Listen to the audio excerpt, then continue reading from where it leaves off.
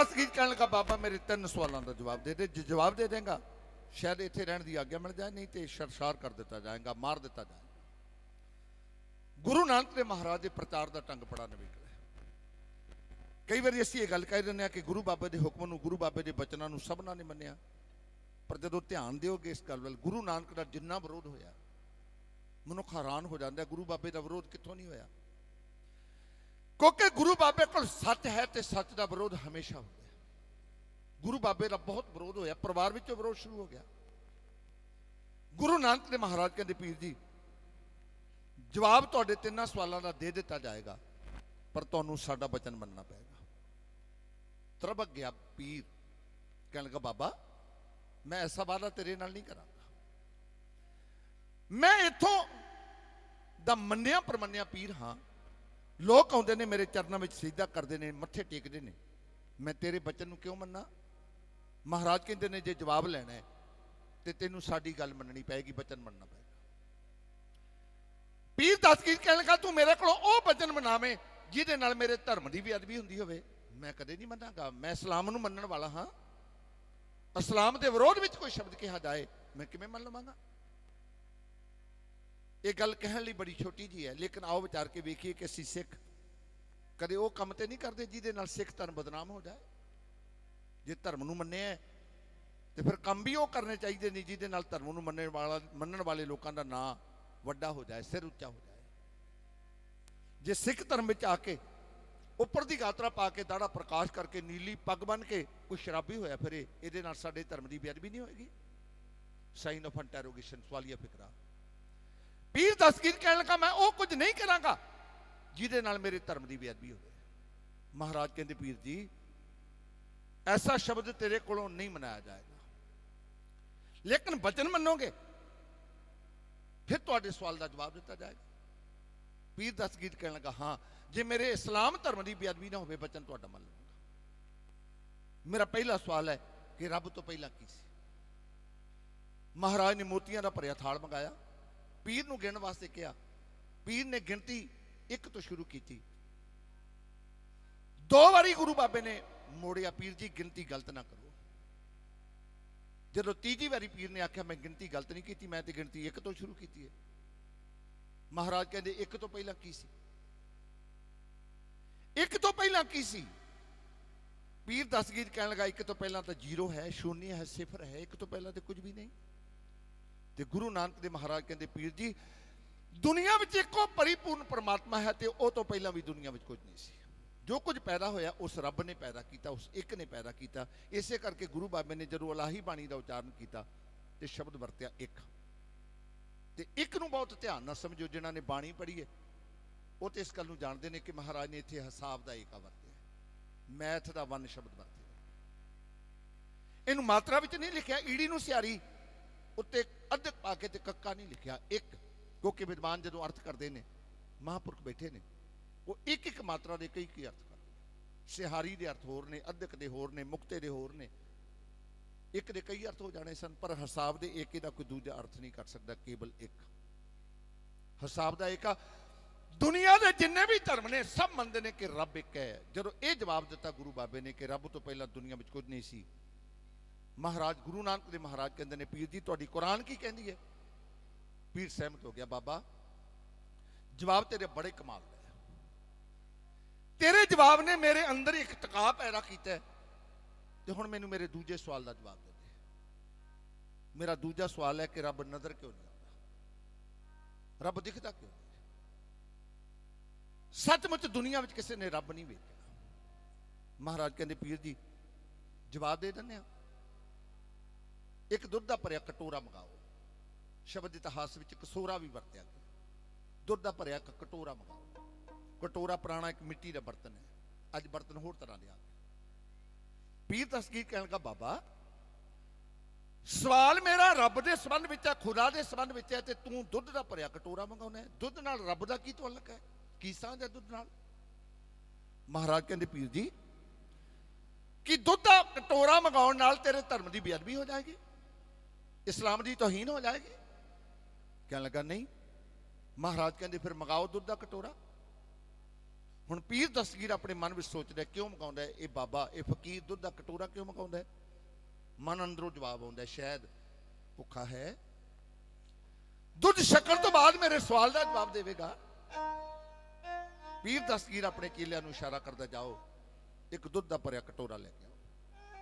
ਪੀਰ ਦਸਤਗੀਰ ਦੇ ਚੇਲੇ ਜਾਂਦੇ ਨੇ, ਦੁੱਧ ਦਾ ਭਰਿਆ ਕਟੋਰਾ ਲੈ ਕੇ ਆਉਂਦੇ ਨੇ ਤੇ ਲਿਆ ਕੇ ਗੁਰੂ ਨਾਨਕ ਦੇ ਮਹਾਰਾਜ ਨੂੰ ਪਕੜਾ ਦਿੱਤਾ ਜਾਂਦਾ ਹੈ। ਗੁਰੂ ਨਾਨਕ ਦੇ ਮਹਾਰਾਜ ਉਹ ਦੁੱਧ ਦੇ ਭਰੇ ਕਟੋਰੇ ਨੂੰ ਆਪਣੇ ਹੱਥਾਂ ਵਿੱਚ ਪਕੜਦੇ ਨੇ, ਬਹੁਤ ਗੌਰ ਨਾਲ ਵੇਖਦੇ ਨੇ, ਦੁੱਧ ਵੱਲ ਬੜੀ ਨੀਝ ਨਾਲ ਵੇਖਦੇ ਨੇ, ਟਿਕਾ ਕੇ ਵੇਖਦੇ ਤੇ ਕੁਝ ਕਦਮ ਅੱਗੇ ਹੋ ਕੇ ਉਹ ਦੁੱਧ ਦਾ ਭਰਿਆ ਕਟੋਰਾ ਪੀਰ ਦਸਤਗੀਰ ਵੱਲ ਵਧਾਉਂਦੇ ਹੋਏ ਕਹਿੰਦੇ ਨੇ, ਲਓ ਪੀਰ ਜੀ, ਇਹ ਦੁੱਧ ਦਾ ਭਰਿਆ ਕਟੋਰਾ ਤੁਸੀਂ ਫੜੋ। ਪੀਰ ਦਸਤਗੀਰ ਹੈਰਾਨ ਹੋ ਗਿਆ, ਇਹ ਗੁਰੂ ਬਾਬੇ ਨੇ ਦੁੱਧ ਦਾ ਕਟੋਰਾ ਮੰਗਾਇਆ, ਉਹਨੂੰ ਬਹੁਤ ਗੌਰ ਨਾਲ ਵੇਖਿਆ, ਬਹੁਤ ਧਿਆਨ ਨਾਲ ਵੇਖਿਆ। ਅੱਧਾ ਪਰ ਮੇਰਾ ਨਿਮਰਤ ਹੋ ਗਿਆ, ਜੇ ਇਹਨਾਂ ਨੇ ਛਕਣਾ ਹੁੰਦਾ ਤੇ ਛਕ ਲੈਂਦੇ, ਲੇਕਿਨ ਇਹ ਤੇ ਮੈਨੂੰ ਪਕੜਾ ਰਹੇ ਨੇ, ਇਹਦਾ ਮਤਲਬ ਇਹ ਛਕਣਾ ਨਹੀਂ। ਪੀਰ ਦਸਤਗੀਰ ਨੇ ਦੁੱਧ ਦਾ ਭਰਿਆ ਕਟੋਰਾ ਪਕੜ ਲਿਆ। ਜਦੋਂ ਪੀਰ ਦਸਤਗੀਰ ਨੇ ਦੁੱਧ ਦਾ ਭਰਿਆ ਕਟੋਰਾ ਪਕੜਿਆ ਤੇ ਗੁਰੂ ਨਾਨਕ ਦੇ ਮਹਾਰਾਜ ਕਹਿੰਦੇ, ਪੀਰ ਜੀ ਇਹ ਦੁੱਧ ਵਿੱਚ ਕੁਝ ਹੈ, ਵੇਖੋ ਦੁੱਧ ਵਿੱਚ ਕੀ ਹੈ।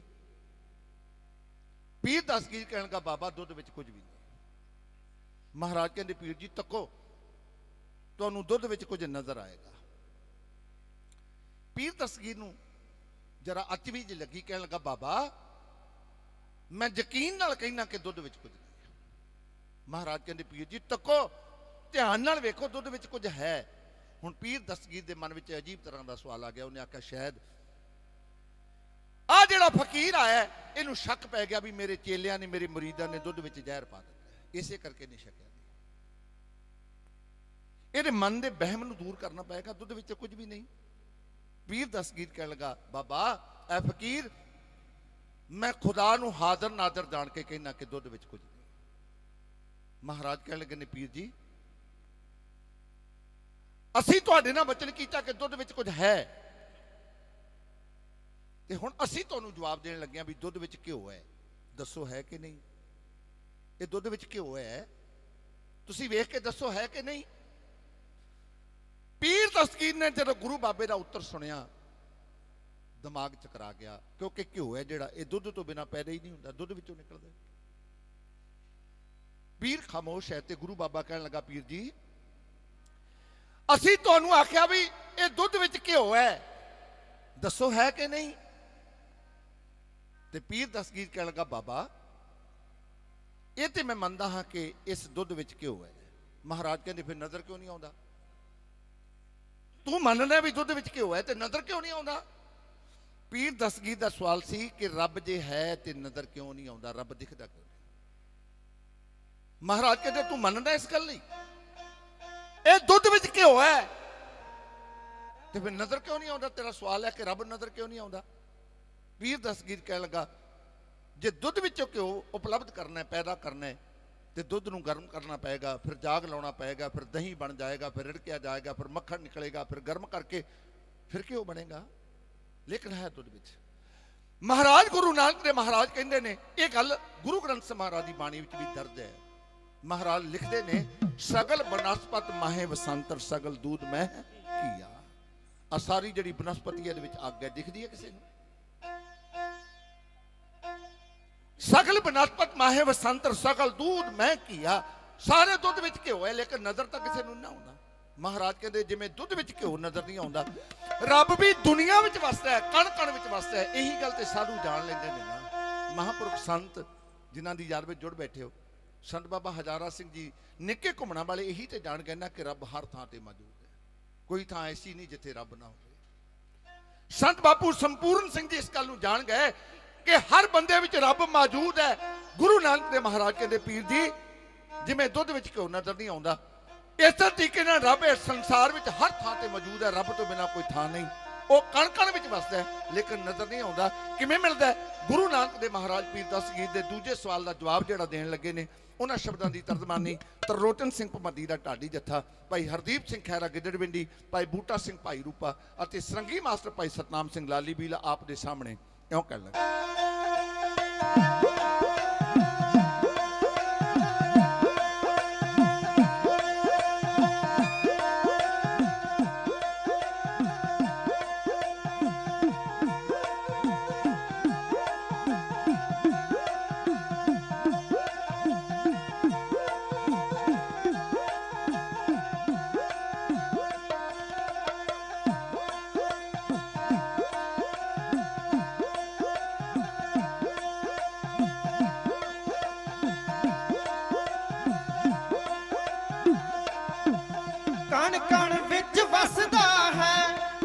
पर रब नजर नहीं आउंदा, कण कण विच वसदा है, ऐ पर रब नजर नहीं आउंदा।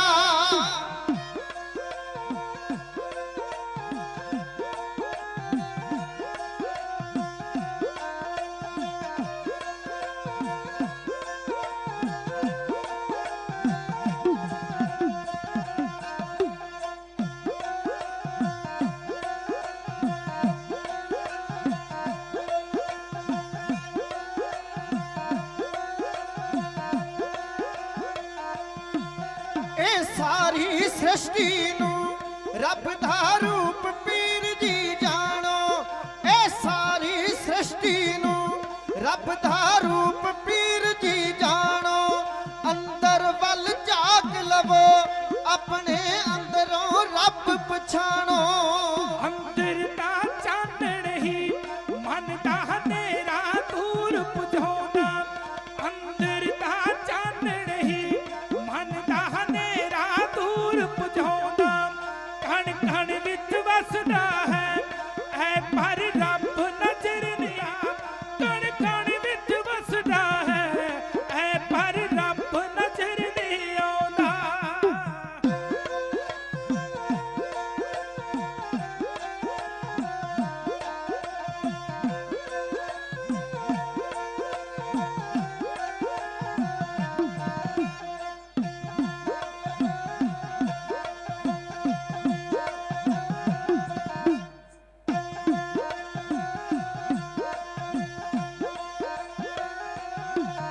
कोई था भी ऐसी नहीं, हाँ कोई था भी ऐसी नहीं।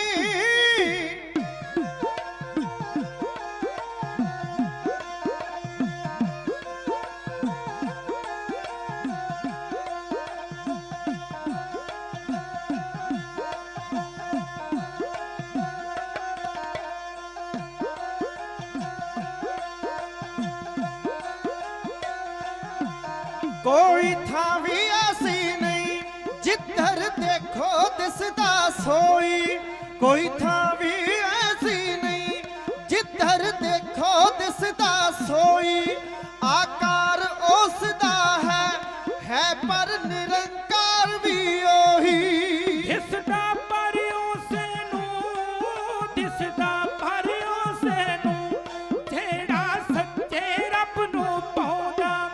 कण कण विच वसदा है, ऐ पर रब नजर नहीं आउंदा। कण कण विच वसदा है, ऐ पर रब नजर नहीं आउंदा।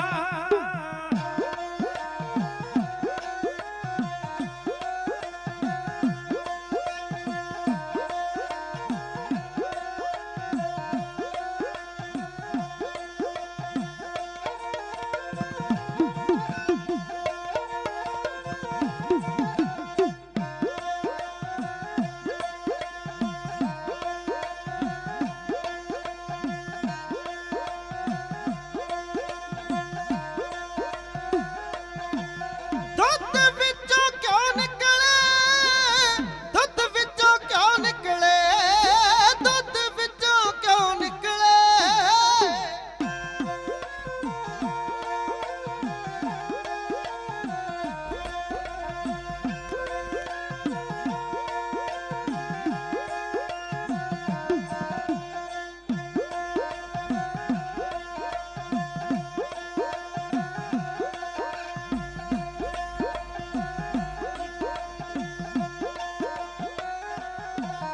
दुध विचों क्यों निकले, पर कुछ करना पैंदा हीला। दुध विचों क्यों निकले, पर कुछ करना पैंदा हीला। जेकर मन सच्चा है, मेरा प्रभु दिखाउंदा लीला। जिस लीला वेख लई, जिस लीला वेख लई, जिस लीला वेख लई, फिर ओ रब नूं नहीं भुलाउंदा। कण कण विच वसदा है, ऐ पर रब नजर नहीं आउंदा।